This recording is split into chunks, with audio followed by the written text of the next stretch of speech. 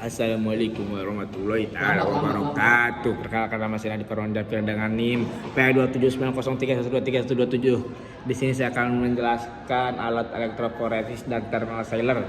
Yang pertama, elektroforesis. Elektroforesis itu adalah teknik yang digunakan memisahkan dan memurnikan suatu makromolekul, khususnya protein dan asam nukleat berdasarkan perbedaan ukuran. Bagian-bagian elektroforesis. Yang pertama, sumber daya listrik. Bagian sumber daya listrik berfungsi kabel timah dengan warna merah. Yang kedua ada buffer yang berfungsi menentukan pH sistem dan memotong listrik pada zat terlarut. Yang ketiga, ruang elektroforesis yang berfungsi wadah atau tangki plastik yang diisi dengan penyangga. Yang keempat, elektroda yang berfungsi membantu memisahkan molekul. Yang kelima, gel kastor dan sisir yang berguna gel dituangkan ke dalam gel kastor yang berisi gel dan disimpan di dalam peralatan setelah larut dalam pelarut. Ya, prinsip kerja elektroforesis. Prinsip kerja elektroforesis menurut George Stokes, besarnya gaya gesek pada fluida disebabkan viskositas fluida. Semakin besar viskositas atau kekentalan, maka fluida akan semakin sulit. Suatu fluida akan untuk mengalir dan juga menunjukkan semakin sulit suatu benda bergerak. Jenis-jenis elektroforesis, yang pertama ada elektroforesis kapiler, elektroforesis gel, elektroforesis kertas. Elektroforesis kertas yaitu elektroforesis yang terdiri dari kertas sebagai fase diam dan partikel bermuatan yang terlarut sebagai fase gerak. Elektroforesis gel dalam elektroforesis gel molekul-molekul tersebut dipisahkan berdasarkan laju perpindahannya oleh gaya gerak listrik di dalam kandungan gel. Elektroforesis kapiler yaitu elektroforesis yang digunakan untuk memisahkan asam amino, protein, lipid, karbohidrat, dan nukleotida.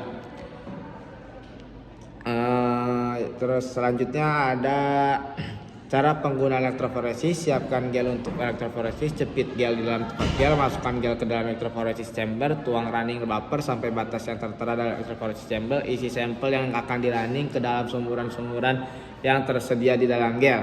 Tutup chamber, sambungkan ke power supply dan set tegangan. Kedelapan, setelah selesai, lepas gel dari kaca dan diperlukan sesuai dengan kebutuhan. Troubleshooting elektroforesis. Arus listrik, kabel, sisir, kebocoran begitu banyak peluang terjadinya masalah, namun masih menggunakan gel.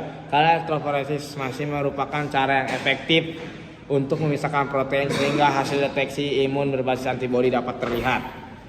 Cara perawatan elektroforesis. Setiap selesai pemakaian alat langsung disiram dengan aquades. Yang kedua, simpan alat di tempat yang kering. Buang gel agarosa ke dalam sampah khusus limbah yang berbahaya. Yang keempat, setelan digunakan running buffer dimasukkan kembali ke dalam botol. Yang kelima, buah tip bekas ETBR ke dalam sampah khusus limbah berbahaya. Yang selanjutnya ada thermal cycler. Thermal cycler adalah alat laboratorium yang paling umum digunakan untuk mengamplifikasi segmen DNA melalui reaksi berantai polimerase atau PCR. Thermal cycler berfungsi untuk meningkatkan dan menurunkan suhu blok thermal dalam langkah-langkah listrik yang diprogram sebelumnya. Blok thermal memiliki lubang-lubang di mana tabung yang berisi campuran reaksi dapat dimasukkan. Bagian thermal cycler, yang pertama ada lid untuk melindungi terhadap penguapan. Yang kedua ada lid knob, menukar knob tutup searah jarum jam. Yang ketiga sampel block, bagian dari unit tempat tabung, sampel dan pelat ditempatkan. Keypad digunakan untuk memasukkan berbagai protokol dan pengaturan. Kontrol panel yang mencakup layar dan papan tombol. Display menampilkan status terkini dari berbagai fitur dan fungsi sistem. Ventilasi udara untuk keluar udara. Ventilasi udara itu ada depan, sisi kanan, bawah, dan sisi kiri. Sisi kanan. Yang selanjutnya ada power kabel connector, kabel soket dan shaking kabel daya, power switch untuk daya hidup atau mati, brightness adjustment potentiometer, kontrol kecerahan panel LED, USB port untuk menjalankan unduhan ringkasan ke komputer, RS232 port untuk menjalankan unduhan ringkasan ke komputer. Selanjutnya ada cara penggunaan. Persiapkan campuran reaksi PCR, masukkan campuran reaksi ke dalam tabung PCR, nyalakan thermal cycler dan pilih program suhu. Masukkan tabung PCR ke dalam lubang-lubang blok thermal. Tunggu hingga program selesai. Troubleshooting.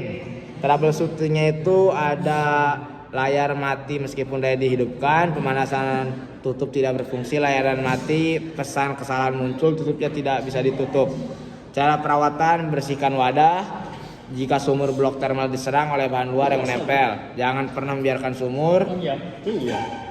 Dan jika thermal cycle diserang oleh partikel eksternal di dalamnya sehingga mengalami tumpahan. Sekian, terima kasih. Wassalamualaikum warahmatullahi wabarakatuh.